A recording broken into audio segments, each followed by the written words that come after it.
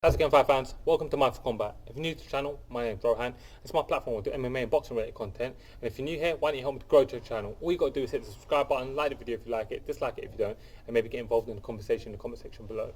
With that said, for this video, I'm going to be breaking down the hypothetical, metaphorical super fight between One Championship's double champ and Bellator's double champ. That's Aung La Nsang versus Ryan Bader.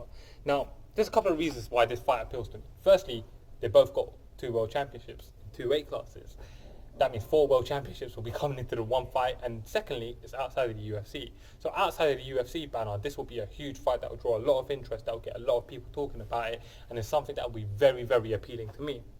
Now, when we're talking about the weight classes in which they're champion, yes, it is the same, because although Aung La Nsang has the middleweight and light heavyweight championship, because of the weight cutting standards One Championship employs, which in my opinion are superior, middleweight is 205 because it's got to be hydrated, and light heavyweight is 225 hydrated. Ryan Bader has obviously got the belts at 205 and heavyweight, which is obviously the natural weight classes. So in terms of weight, they're equal. When you're looking at this fight, what you're looking at is 2 highly decorated fighters, really at the peak of the game, that are really getting a lot of traction. Aung La Nsang's a superstar in my mind, he's a superstar for One Championship, and Ryan Bader's getting a lot of eyes and a lot of respect because his recent run that he's been on has been so damn good. He's 12-1, 13-1 in his last 14 fights. If you include the Chakongo fight, which in my opinion he was well on the way to winning. This is a very, very interesting fight. So now let's break this fight down. Let's go through the tape. First thing that jumps out to me is that they're both in their mid to late 30s. Ryan Bader's 36 years old. Aung La Nsang is 2 years younger. He's 34. But they both haven't shown signs of withering away or being past their prime. Actually, quite to the opposite. They both seem to be growing in succession as they're moving on in their fights. And I actually quite like that. I think in the weights that they fight, there tends to be a shelf life. So they're both there in their primes. Aung La Nsang has a professional mixed martial arts record of 26 wins, 10 losses and 1 no contest. And Ryan Bader has a mixed martial arts record of 27 wins and 5 losses with 1 no contest. They've both had about 33, 34 fights. Aung La Nsang's at 37. But they've both got tons of experience, both under the bright lights. They've both been around for a long time. They match up really, really well with each other. Aung La Nsang stands at 6'1". Ryan Bader, in my opinion, is the naturally bigger man. He looks like he has the bigger frame. He's also a tiny bit taller, standing at 6'2".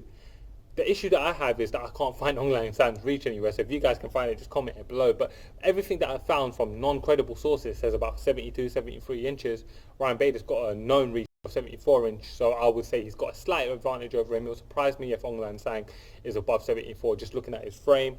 So Ryan Bader just looks to be generally the bigger man. That's very interesting. When we're talking about their styles, for Aung La Nsang, he's got that fan favourite, human highlight reel kind of style where he lacks a strike, brawls with spinning back elbows that he got Brandon Vera were a thing of beauty. He's a really violent guy. He likes to defend his face by putting his chin forward sometimes, and he's really fun to watch. He's really violent. He's really fun, and there's a reason why he's a growing superstar, you know what I mean?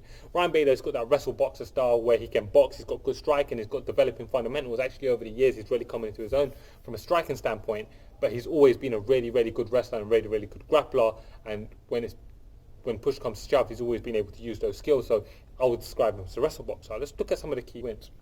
For Aung La Nsang, he doesn't have a big list of key wins in, for us fans on the western side of the mixed martial arts realm, but he's got some good wins of guys like Vitaly Bigdash, who I respect a hell of a lot. He's beaten Ken Hasegawa, as another guy who I respect a hell of a lot, and most recently he beat Brandon Vera, the One Championship heavyweight champion, and Brandon Vera being a guy that we all know well.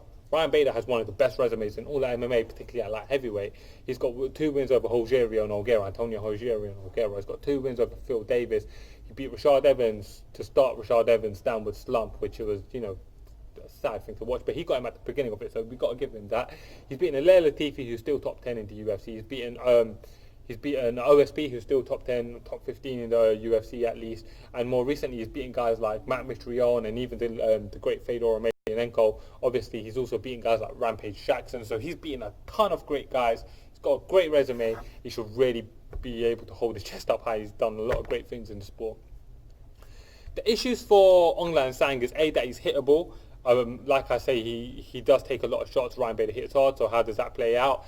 And another issue for him would be his wrestling. I don't know that he could compete with Ryan Bader when it comes to the wrestling side of things. But for Ryan Bader, he can get reckless. That's going to be one of his issues. And much like him, Aung La Nsang hits hard. He's a prolific finisher in the game. And if he has the opportunity, he will be able to hurt Ryan Bader and put him out. The X factor for Aung La Nsang is going to be his toughness. He's a crazily durable guy. He's really, really tough. He can take heavy shots, as we saw in the Brandon Vera fight, and still pull off the victory. And the X factor for Ryan Bader is A, going to be his power, and B, his wrestling. Let's get into the fight and let me give you guys my prediction. When I'm thinking about this fight's a story of two tales. Now, I will say Aung La Nsang wins the striking battle between the two. Now, don't get me wrong, Ryan Bader has developing and growing stand-up. He's got skills when it comes to his feet. Being on his feet anyways, but I would say that the edge there lies with Aung La Nsang. Aung La Nsang being so confident in his chin, his power, his durability. He's a really, really tough guy. He's a guy that I have a ton of respect for, and I'll give him the edge on the feet. Where Ryan Bader makes things interesting is with his wrestling. He can mix it up, and I think he mixes it up better than Aung La Nsang could mix it up, and that's something that's very, very key and important for us to remember. With that said, I would say that Ryan Bader's overall advantage when it comes to fitness, size, strength, and his ability to mix it up, his wrestling, would give him the edge in this fight. As the fight plays out, I believe Ryan Bader will probably start it off early on the feet, not rushing in for takedowns, maybe losing the exchanges slightly, but surviving and doing his own damage. And as the fight wore on, I believe he'll use his size, I believe he's the bigger man, and his wrestling to be able to get Aung La Nsang down and wear him out.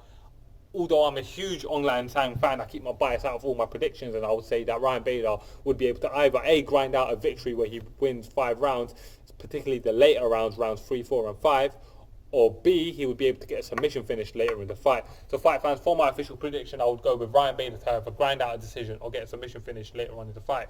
Fight fans, why don't you guys comment below? Let me know who you guys think will win the fight, and let me know what you thought of this breakdown, this fantasy breakdown sort of format that I'm trying out. Anyways guys, thank you for watching. I'm Rohan, this is Mindforcombat.